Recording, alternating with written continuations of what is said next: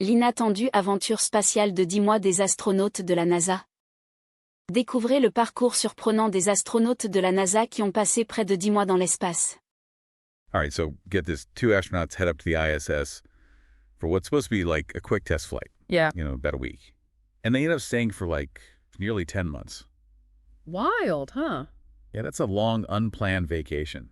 So we're going to unpack this whole situation with this whole stack of news articles about NASA astronauts Butch Wilmore and Sunita Williams. They launched on Boeing's Starliner, but things did not exactly go according to plan. Their return trip ended up being on SpaceX's Crew Dragon. Oh, wow. So they got to experience both. Yeah. There's a lot of noise around this whole thing, so we're going to dive into what really happened, how the astronauts felt about this unexpected extended stay, and what it all might mean for the future of space travel. It's a fascinating case study, really. It highlights the complexities of human spaceflight in this new era where commercial companies are playing an increasingly prominent role. Okay, so let's start with the Starliner mission itself. What was its initial purpose, and what were the technical difficulties that led to this whole extended stay situation? The Starliner mission was designed as a test flight for Boeing's new crew capsule. Think of it like a trial run to make sure everything's functioning properly before sending astronauts up on regular missions. The goal was to dock with the ISS, spend about a week there, and then return to Earth. But on the way to the ISS, the Starliner ran into some thruster problems. Thruster problems. That sounds a little unsettling. Could you break down what that means and why it was a cause for concern? Absolutely. The thrusters are essentially small rockets that help control the spacecraft's movement and orientation in space. They're crucial for maneuvers like docking with the ISS and for controlling the descent back to Earth. In the Starliner's case, there were issues with some of the thrusters firing properly, which raised concerns about the safety of the astronauts' return. So NASA had to make a tough call. Bring the astronauts back on a potentially risky spacecraft, or find another way. What happened next? NASA decided to prioritize safety and bring the Starliner back to Earth uncrewed. Meanwhile, Wilmore and Williams remained on the ISS with their mission extended indefinitely. So instead of a week in space, they ended up staying for almost 10 months. That's a pretty significant change of plans. Did the astronauts have any say in this decision, or was it entirely up to NASA? While the ultimate decision rested with NASA astronauts undergo extensive training to handle unexpected situations, including extended stays in space, their input and assessments would have been factored into the decision-making process. That makes sense. Yes. But this is where things get even more interesting, because this whole extended stay sparked a wave of controversy, particularly from figures like Donald Trump and Elon Musk. Yes, this is where the story takes a turn from a straightforward technical issue to a more complex narrative involving political claims and counterclaims. Let's unpack that. What were the specific claims being made, and how did they frame this situation? Both Trump and Musk pushed the narrative that the Biden administration had intentionally left the astronauts stranded in space for political reasons. They suggested that the administration was somehow hindering or delaying their return, possibly to favor SpaceX over Boeing. So we have this stranded astronauts narrative emerging. But what did the astronauts themselves have to say about these claims? They're the ones who were actually up there experiencing this firsthand. That's a crucial point. Both Wilmore and Williams have publicly and repeatedly pushed back against the stranded narrative. They've emphasized that they were prepared for extended stays, that this is part of the inherent reality of space travel, and that they didn't feel abandoned or left behind.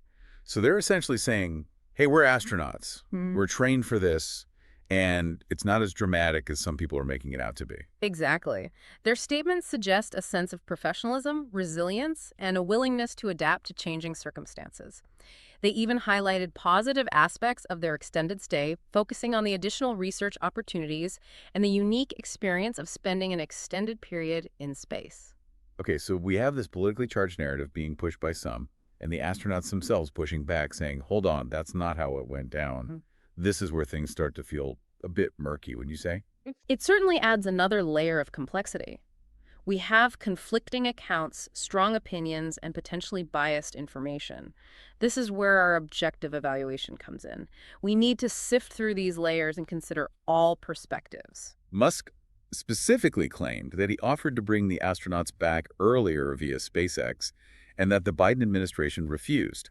Is there any evidence to support that? That's where it gets even more complicated. Astronaut Butch Wilmore stated that he believes Musk to be truthful, but admitted that they lacked specific information about such an offer. So he trusts Musk's word, but there's no concrete evidence to back up the claim. Adding to that, former NASA officials have denied receiving any formal offer for an early return from Musk. So it's a he said, she said situation with no clear documentation to support either side. That definitely adds to the murky factor we were talking about. It does indeed. And to further complicate matters, we have astronaut Sunita Williams disagreeing with Musk on another point entirely: the future of the ISS. This just keeps getting more layered.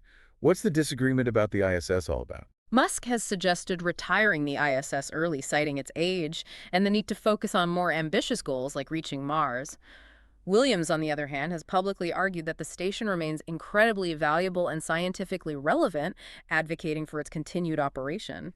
So even within this one situation, we have conflicting opinions and perspectives from people who are all deeply involved in the world of space travel. It's important to remember that behind all these headlines and political debates, there are real human beings grappling with the consequences of these decisions. Right. These are real people, not just pawns in some political game. What have the astronauts said about the personal impact of this experience? Suni Williams spoke candidly about how difficult the extended stay has been for her family and friends back home. The prolonged separation and uncertainty took a toll. That's a powerful reminder that there's a human cost to these decisions. It puts things into perspective. Indeed. And it raises an interesting question. How would you feel about an unexpected months-long extension in space away from loved ones? That's something to think about as we continue to delve into this story. Yeah, it really does make you think about the human side of all of this. We've got this huge stack of news articles, and it seems like the way this whole situation is being reported really varies depending on who's doing the reporting. That's a really sharp observation. The media plays a significant role in shaping public perception, and the way they frame a story can definitely influence how we understand it. So how do we cut through all that and get to the heart of what really happened? It feels like we're getting all these different glimpses of the story, and some of them don't quite line up. It's like trying to piece together a puzzle with some pieces missing. We have sources like this CBS News article, which focuses on the astronauts' own statements, emphasizing their resilience and kind of downplaying the whole political angle. Right. And then we have articles like this one from NDTV, which highlights Musk's social media posts, where he makes these claims about offering an earlier return and the Biden administration refusing. It's hard to reconcile those two versions of the story. Exactly. It's so important to remember that each source has its own perspective, its own biases, and its own way of framing the narrative. That's why it's so crucial to consider multiple sources, to look for corroborating evidence, and to be critical of the information we're consuming. It almost makes you wonder what Musk's motivations were for making those claims publicly. That's a very valid question. Some analysts have suggested that it was a strategic move to promote SpaceX, while others believe it was a genuine attempt to help the astronauts. Without further information, it's difficult to know for sure. So what should we make of all this conflicting information? It feels like we're wading through a sea of opinions and interpretations. Well, remember, our aim here is to objectively evaluate the news. We're not trying to, definitively settle the whole stranded astronauts debate, but rather to present all sides of the story and encourage, critical thinking. What do you think, as the listener, are some key takeaways from all of this? Well, it's clear that this situation was more than just a technical glitch. It exposed the growing role of private companies in space exploration and how that intersects with politics. Yeah, and it also highlighted the importance of clear communication and transparency, particularly when dealing with such high-stakes situations that involve, human life. Absolutely. And it raises questions about how we'll navigate similar situations in the future as commercial spaceflight becomes more commonplace. Speaking of which, we haven't even touched on Sunita Williams' perspective on the future of the ISS. Oh, right. That's a whole other layer to this story. Mm-hmm. She seemed to have a very different view from Elon Musk about the station's future. Yeah, while Musk advocates for focusing on Mars and potentially retiring the ISS, Williams believes the station is still in its prime and has a lot to offer scientifically. It's interesting to see that even within the space community, there are all these differing opinions about the best path forward. What factors might be influencing their viewpoints? Well, Musk, as the CEO of SpaceX, is naturally focused on pushing the boundaries of space exploration. His vision is very ambitious and forward-looking. Williams, on the other hand, has spent a considerable amount of time on the ISS conducting research and experiencing its capabilities firsthand.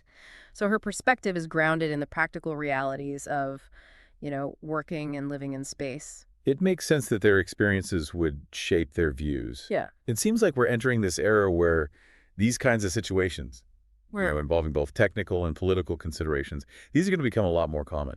It's almost inevitable. As space exploration becomes more commercialized and international, we're going to see so many more players involved. Private companies, government agencies, different nations. Yeah, it makes you wonder how we'll handle situations like this in the future, Yeah. especially when it comes to, making sure the astronauts stay safe. That's the million-dollar question, isn't it? Who will be responsible for making those tough calls when there are conflicting priorities and agendas at play? Right. And what about the astronauts themselves? Will they have more of a voice in these decisions, or will they just become increasingly caught between all these competing interests? Yeah, it raises some very important ethical considerations. Yeah. How do we balance the drive for progress and innovation with the need to protect human life, especially in such a high-risk environment? It's almost like a preview of the challenges we're going to face as we venture further into space. Absolutely. It's a huge reminder that space exploration isn't just about rockets and technology. It's about human beings pushing the boundaries of what's possible. Right. And that comes with a whole set of complexities. So where do we go from here? What can we learn from this whole Starliner situation as we move forward? I think one key takeaway is the importance of establishing really clear protocols and guidelines for handling these kinds of situations, especially when there are multiple entities involved. Yeah, and perhaps even more importantly, the need to prioritize open communication and transparency. Exactly. We need to ensure that everyone involved, from the astronauts to the decision makers, has access to the information they need to make informed choices. It's like a call for greater collaboration and a shared understanding of the risks and responsibilities involved in human spaceflight. Absolutely. The future of space exploration really depends on our ability to work together, to learn from our experiences, and to always put the safety and well-being of our astronauts at the forefront. Well, this deep dive may not have provided all the answers, but it Yeah. has certainly given us a lot to think about. It's a reminder that space exploration isn't just about the science and technology, but it's also about the human stories, the challenges and the ethical considerations that come with venturing beyond our planet. So as you continue to follow the developments in space exploration, keep asking those questions, keep seeking out diverse perspectives, and keep engaging in these important conversations. The future of space is a shared journey, and it's up to all of us to shape it responsibly.